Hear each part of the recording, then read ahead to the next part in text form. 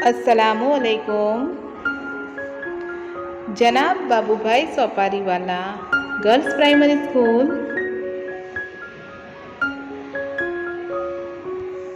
कक्षा 6, विषय हिंदी। दयालु शिकारी चित्रपाठ। बच्चों, हम ये चित्रपाठ समझ गए और अभ्यास के प्रश्न भी हम समझ चुके हैं।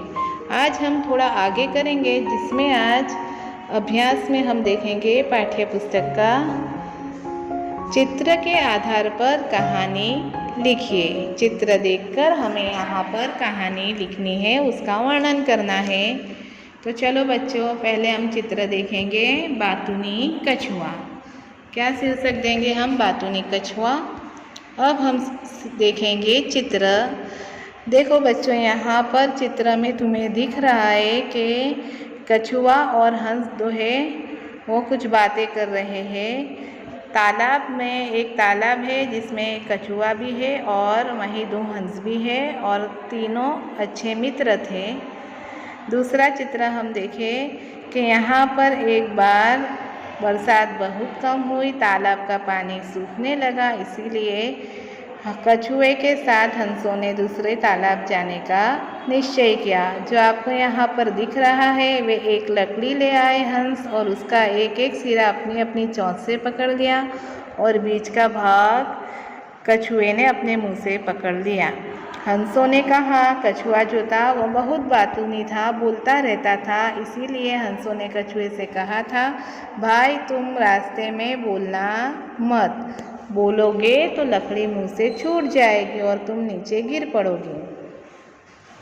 दोनों हंस कछुए को लेकर उड़ने लगे। रास्ते में एक गांव आया और गांव के लोग इस प्रकार कछुए को लेकर उड़ते हुए हंसों को देखने के लिए जमा हो गए। जो यहाँ पर हमें दिख रहा है, यह दृश्य गांव के लोग देखने लगे कि किस तरह हंस कछुए को लेके उड़ रहे हैं। यह देखकर कछुए से चुप न रहा गया। तो हमें यहाँ दिख रहा है चित्र में, जिसके कारण वो बोलने गया। जैसे ही वो बोलने के लिए अपना उसने मुंह खोला, उसी समय लकड़ी उसके मुंह से छूट गए और वह ज़मीन पर गिर पड़ा और मर गया। तो हमें ये कहानी से क्या सीख मिलती है? कभी भी हमें ज़्यादा बोलना नहीं चाहिए, इससे हमारा ही नुकसान होता है। और आपको ये कहानी आपकी कापी में लिखनी है। तो देखेंगे हम कहानी अब। एक तालाब था, उसमें एक कछुआ रहता था। वह बहुत बातूनी था, मतलब बहुत बोलने वाला कछुआ रहता। वहीं 2 हंस भी रहते थे, वे उसके अच्छे मित्र बन गए थे। 2 हंस जो थे वो कछुए के अच्छे मित्र बन गए थे। एक साल वहाँ बरसात बहुत कम हुई, बारिश बहुत कम हुई, जिससे क्या हुआ, तालाब का पानी सूखने लगा। हंसों ने कछुए के साथ दूसरे तालाब पर जाने का निश्चय किया। इसीलिए हंसों ने क्या सोचा कि अब हम यहाँ से दूसरे तालाब पर चले जाएं। वे एक लकड़ी ले आए और उसका एक एक सिरा अपनी अपनी चोंच से पकड़ लिया। जो हम अभी चित्र में देख गए हैं कि हंसों ने क्या किया, एक एक सिरा अपनी चोंच से पकड़ लिया और बीच का भाग कछुए ने अपने मुंह से पकड़ लिया। बीच का जो भाग था वो कछुए ने अपने मुंह से पकड़ लिया।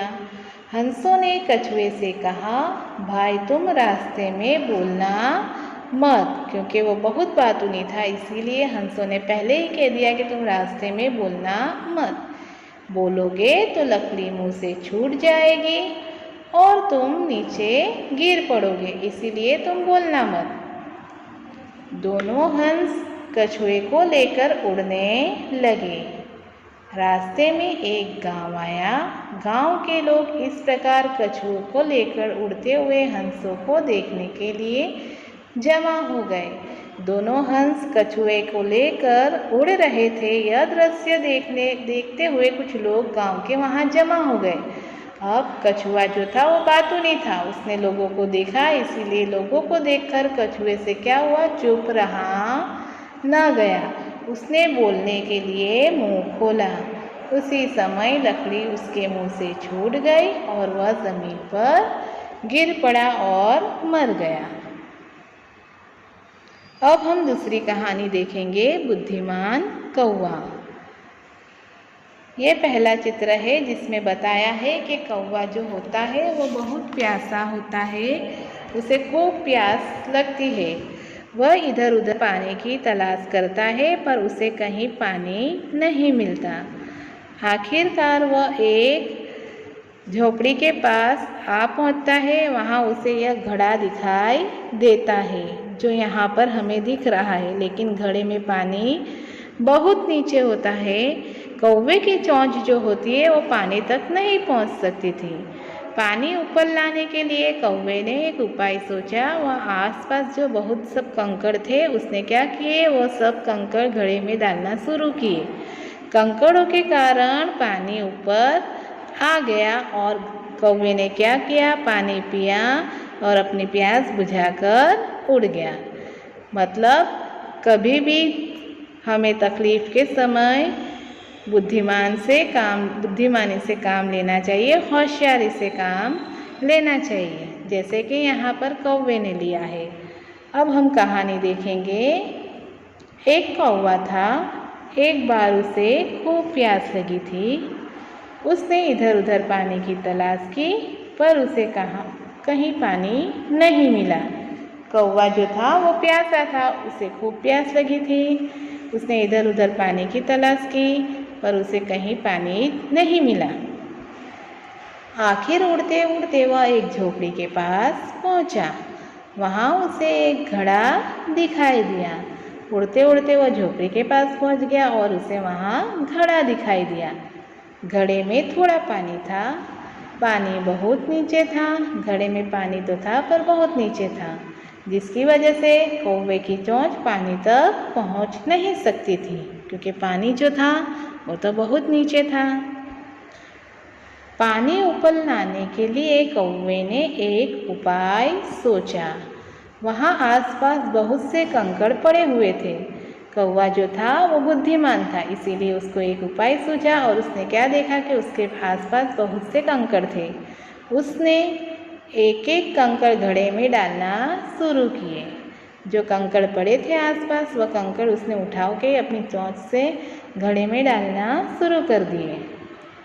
कंकड़ों के कारण पानी घड़े के मुंह तक आ गया। क्या हो गया, कंकड़ घड़े में डालना शुरू किए, जिसके कारण पानी जो था घड़े का वो ऊपर आने लगा। कौवे ने घड़े का पानी पीकर अपनी प्यास बुझाई और उड़ गया। कौवे ने जो पानी था वो पिया और उससे पीकर अपनी प्यास बुझाई। इस तरह कौवा कैसा था, बुद्धिमान था। बच्चों, ये दोनों कहानी आपको समझ में तो आ ही गई होगी और आपको ये दोनों कहानी आपकी हिंदी की कॉपी में मतलब नोट में सुंदर अक्षरों में लिखनी होगी, समझ कर लिखनी होगी। Thank you.